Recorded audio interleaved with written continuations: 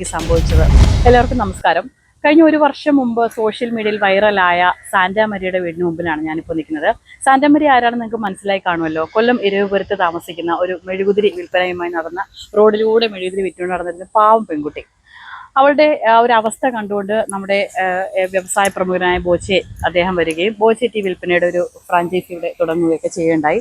പക്ഷേ ഇപ്പോൾ എന്താണ് സാന്റാമരിയയ്ക്ക് സംഭവിച്ചത്, സാന്റാമരിയയുടെ അവസ്ഥ എന്താണ്, ഇതൊക്കെ നമ്മൾ ചോദിക്കുകയാണ്. കൂടെയുള്ളത് സാന്റയുടെ അമ്മയും അച്ഛനുമാണ്. സാന്റയുടെ അച്ഛൻ്റെ അവസ്ഥയൊക്കെ നമ്മൾ അന്നേ തന്നെ കണ്ടതാണ്. ചേട്ടാ, നിലവിൽ ഇപ്പം എന്താ അവസ്ഥ? ഈ വീട് ജപ്തിയാണ്.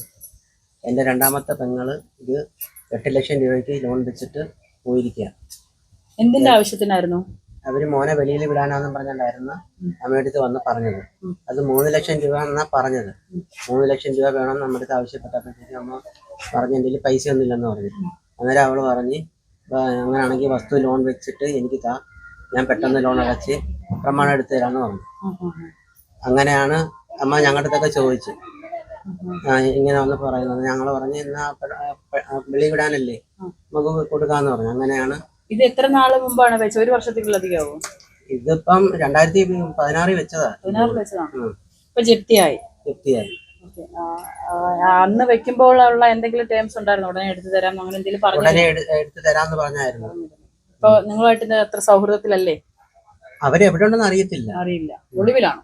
അവര് ക്യാൻസർ പേഷ്യന്റ് ആണ്. അവര് ജീവിച്ചിരിപ്പുണ്ടെന്ന് പോലും അറിയാൻ വയ്യ. നിങ്ങളുടെ സഹകരണമൊന്നും ഇല്ലല്ലേ? ഇല്ല, നമ്മളെ വിളിക്കത്തില്ല. അവരെ നമ്പറുകളൊന്നും വർക്ക് ചെയ്യുന്നില്ല പണ്ടത്തെ. അപ്പൊ ഇപ്പൊ ഇവരെ എവിടെയാണെന്ന് അറിയത്തില്ല. ഇപ്പൊ നിലവിൽ ഈ വീടും പുരയിടവും ജപ്തിയാണ്. പിന്നെ ഇവരുടെ മോൻ കാനഡയിലുണ്ട്. അവന്റെ ഫേസ്ബുക്കിൽ കണ്ട് നമ്മള് മെസ്സേജ് ഇട്ടപ്പോഴത്തേക്കും പിന്നെ അവൻ മറുപടി ഒന്നും തരുന്നില്ല നമുക്ക്. പിന്നെ ഞാനിങ്ങനെ ഇവരെ കാണാനില്ലെന്നും പറഞ്ഞ് ഫേസ്ബുക്കിൽ പോസ്റ്റ് ഇട്ടായിരുന്നു. അപ്പോഴത്തേക്കും പിന്നെ ഈ ചെറുക്കന്റെ പിന്നെ കാനഡയിലുള്ള വാട്സപ്പ് നമ്പർ കൊണ്ടു തന്ന ഒരാള്. അപ്പൊ ആ നമ്പറിൽ വിളിച്ചപ്പോഴത്തേക്കും അവൻ ബ്ലോക്ക് ചെയ്ത് വെച്ചു. അപ്പൊ നിങ്ങൾ പരാതി എന്തെങ്കിലും കൊടുത്തിട്ടുണ്ടോ? സ്റ്റേഷനിൽ പരാതി കൊടുത്തായിരുന്നു. എവിടെയാണ്? SP-ക്കും കൊടുത്ത് ഇരവിപുരം സ്റ്റേഷനിൽ കൊടുത്തിട്ടുണ്ട്. അപ്പൊ ഇരവിപുരം സ്റ്റേഷനിലും SP ഓഫീസിലും ഒക്കെ പരാതി കൊടുത്തിട്ടുണ്ട്. ഈ ചേട്ടന്റെ തന്നെ സ്വന്തം സഹോദരി ഒരു ആവശ്യവുമായി ബന്ധപ്പെട്ടിട്ട് ഈ വീടും പുരയിടവും പണയം എടുത്തിരുന്നു. പക്ഷെ എന്തോ അവർക്കത് തിരിച്ചു കൊടുക്കാനും സാധിച്ചില്ല. ഇവരിപ്പോ ജപ്തിയിലാണ്. എന്നാണ് ജപ്തി? ഈ മാസം 30-ാം തീയതി വരെയാണ് ബാങ്കിൽ നിന്ന് ഒരു നോട്ടീസ് പറഞ്ഞിരിക്കുന്നത്. അതായത് മറ്റന്നാൾ. അതെ, അതാണ് സമയം പറഞ്ഞിരിക്കുന്നത്. ഈ മാസം 30-ന് ഡിമാൻഡ് നോട്ടീസ് അല്ലേ വിധി നടത്തുന്നുണ്ട് അല്ലേ? ഓക്കെ.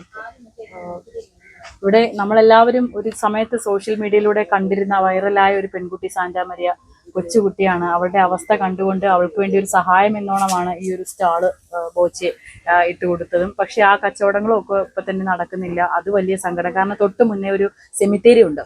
ഇവിടെ മെഴുകുതിരിയൊക്കെ കത്തിക്കാനായിട്ട് ആളുകളൊക്കെ വരുമ്പോൾ മെഴുകുതിരി കച്ചവടം ഉണ്ടായിരുന്നു. ആ മെഴുകുതിരി പോലും ഇപ്പൊ മഴക്കാലം ആയതുകൊണ്ട് ആരും വാങ്ങിക്കുന്നില്ല. ഇവരുടെ അവസ്ഥ വളരെ സങ്കടകരമാണ്. അപ്പോ ഇപ്പൊ എന്തായാലും ഈ തേയിലയൊന്നും ആരും വാങ്ങിക്കുന്നില്ലയോ? തേയില എല്ലായിടത്തും ആയതുകൊണ്ട് അതിന്റെ കച്ചവടം പൊതുവെ കുറവായി. ഉള്ളിലോട്ട് ആരും വരത്തില്ല. ലക്കി ഡ്രോ നടക്കുന്നുണ്ടോ? ലക്കി ഡ്രോടെ കാണുന്നില്ല. അപ്പൊ ലക്കി ഡ്രോയുടെ കാര്യങ്ങളും ഇപ്പൊ പ്രതിസന്ധിയിലാണെന്ന് തോന്നുന്നു. അധിക നാളായിട്ട് ലക്കി ഡ്രോയെ സംബന്ധിച്ചുള്ള കാര്യങ്ങളും കാണുന്നില്ല. പിന്നെ അതോടൊപ്പം തേയില കച്ചവടം പലയിടത്തും ഇത്തരത്തിൽ ഫ്രാഞ്ചൈസികൾ തുടർന്നിട്ടുണ്ട് അല്ലേ? അതുകൊണ്ട് തന്നെ ഈ തേയില കച്ചവടവും ഡ്രോപ്പായി. ഞാൻ വിളിച്ച് അന്വേഷിച്ചപ്പോഴത്തേക്കും പിന്നെ ഇപ്പം ലക്കി ഡ്രോയുടെ ഈ പൈസ കൊടുക്കാത്ത എന്തോ ടെക്നിക്കൽ ഇഷ്യൂ ഉണ്ട്, അതുകൊണ്ടാണ് എന്ന് പറഞ്ഞു. അതിന്റെ പണി നടന്നുകൊണ്ടിരിക്കുക. താമസിയാതെ അത് ശരിയാവുമെന്നാണ് ഞാൻ ഇന്നലെ വിളിച്ച് ചോദിച്ചപ്പോൾ പറഞ്ഞത്. അപ്പൊ ഇത്തരം ഒരുപാട് കാര്യങ്ങളാണ്. അപ്പോൾ വലിയ വിഷമത്തിലാണ് ഈ കുടുംബം. ഇവരുടെ വീടിന്റെ ജപ്തി നടക്കാൻ പോകുന്നു.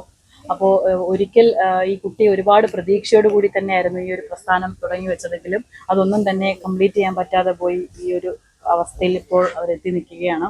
ഏതായാലും വലിയ സങ്കടമാണ്. ഈ ഒരു വലിയ സങ്കടം ഞങ്ങൾ നിങ്ങളെ കൂടി അറിയിക്കുകയാണ്. ക്യാമറമാൻ അൻഷാദിനൊപ്പം ബിൽവനിസ്.